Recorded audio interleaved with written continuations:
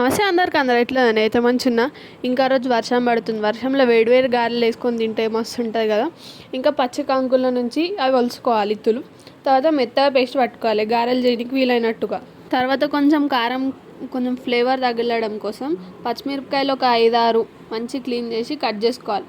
మిక్సీలో కొంచెం జీలకర్ర, ధనియాలు వేసుకోవాలి. ఇంకా దాంట్లో కొంచెం ఉప్పు, పచ్చిమిరపకాయలు వేసుకొని మెత్తగా మిక్సీ పట్టేసుకొని, ఇంకా ఈ పేస్ట్ మనము ఫస్ట్ రుబ్బుకున్నాం కదా దాంట్లో వేసుకొని మంచిగా కలిపేసుకోవాలి. కొంచెం కారం వేసుకోవాలి కలర్ కోసం, ఇంకా కొంచెం టేస్ట్ కూడా ఉంటుంది, కొంచెం ఘాటుగా తగులుతుంది.